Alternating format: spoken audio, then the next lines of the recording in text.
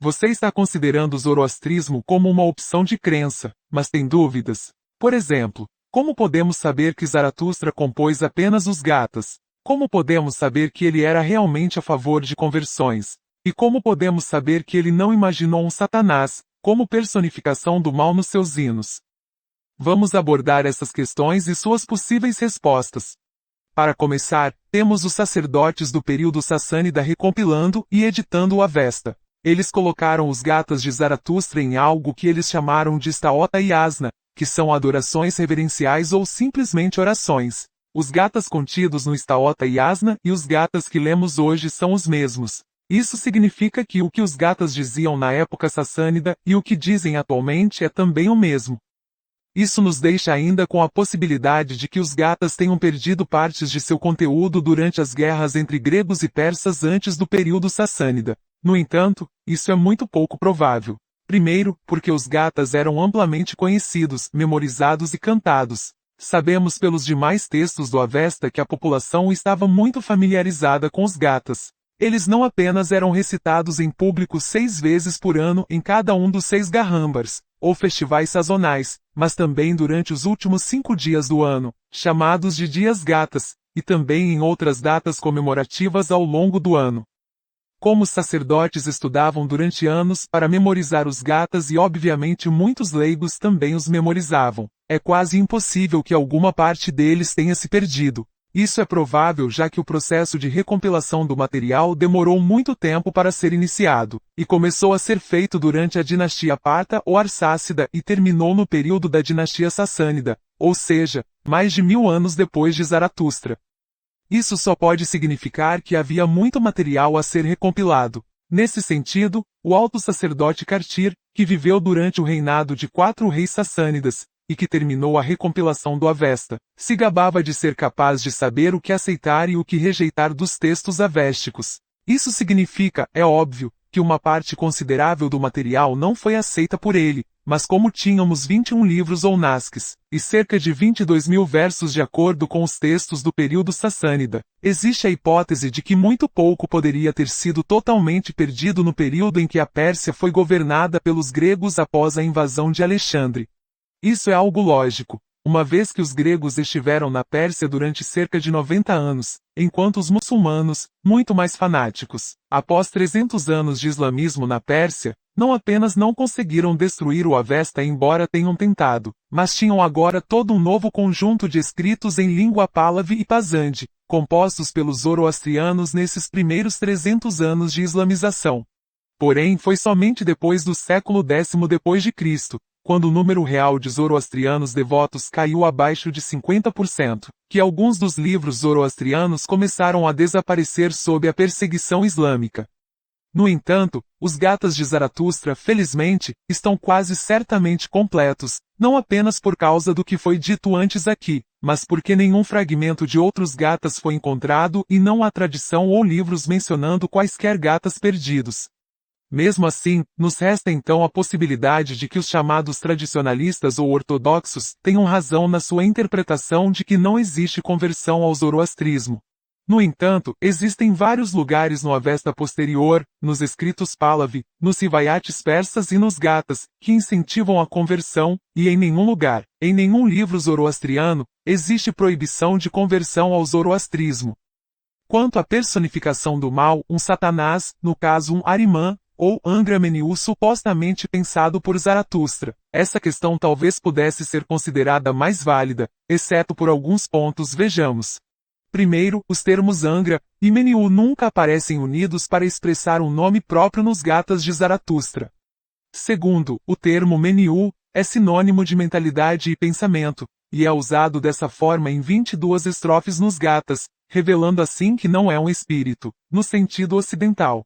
Terceiro, o termo espenta não significa santo, por isso não existe Espírito Santo nos gatas de Zaratustra. A palavra espenta vem de spe, que significa expandir, aumentar, construir, ou vem de spi, que significa brilhante ou branco. Helmut Rumbar, que foi um linguista alemão e iranista, e outros tradutores que insistem em traduzir a palavra espenta como sendo santo, tiveram que percorrer todo um caminho até chegar a algum idioma para encontrar uma palavra semelhante que signifique santo. o que é muito artificial e forçado. Além disso, o conceito de santo tal como entendido no Ocidente e nas religiões abraâmicas, envolve pureza absoluta, separada de toda impureza. Isso não é o significado de Spenta nos Gatas de Zaratustra.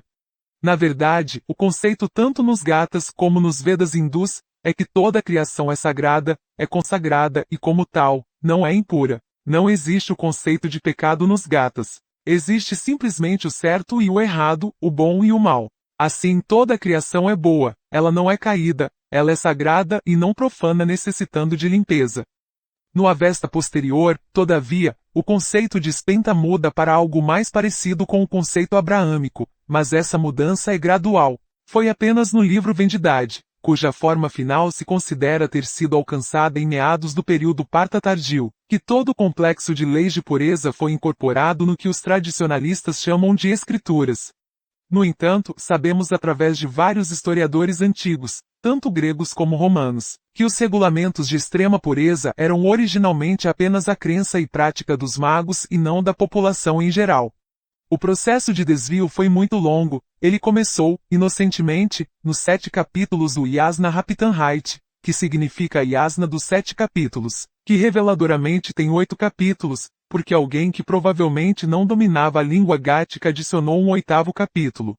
No Yasna Raptanhait, os aspectos ou atributos de Ahura Mazda foram limitados a 6, às vezes 7, e chamados de Amesha Spentas. No entanto, o termo Amesha Spenta pode nem ter se referido aos aspectos de Deus, mas sim aos Ashavans, pessoas justas que partiram deste mundo. Seja como for, os Amesha Spentas foram transformados em seres individualizados, embora carecessem de uma mitologia própria e muitas vezes fossem apresentados de forma totalmente abstrata e despersonalizada, algo que nunca acontece com os seres reais.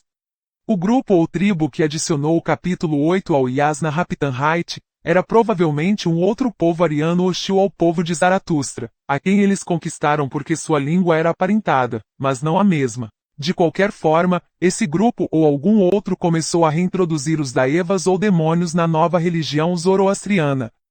Apenas uma simples leitura do Novo Avesta demonstra amplamente alguns conflitos sem solução entre os Gatas e esse novo Avesta ou Avesta posterior. Por exemplo, no Avesta existe um ser maligno que se opõe a Ahura Mazda, mas isso não existe nos Gatas. No Avesta, Spenta-Meniu é identificado como sendo o próprio Ahura Mazda, mas não nos Gatas. No Avesta, a bebida Aoma é apresentada como uma divindade ou Iasata, enquanto nos Gatas, a bebida intoxicante Aoma é condenada por Zaratustra. Outros deuses menores são mencionados, adorados e sacrificados no Avesta posterior, mas não nos Gatas. Sacrifícios, especialmente de carne e sangue, são oferecidos a esses deuses no Avesta, mas nunca são endossados por Zaratustra nos Gatas. No Avesta, Ahura Mazda é até mesmo retratado absurdamente implorando por bênçãos desses outros deuses menores, enquanto nos Gatas, Ahura Mazda é o único deus. Para concluir, uma vez que Zaratustra se dirige para toda a humanidade e não para uma tribo em particular, o seu chamado para entregar o errado ao certo, ou seja, entregar a mentira nas mãos da retidão, foi um chamado à conversão.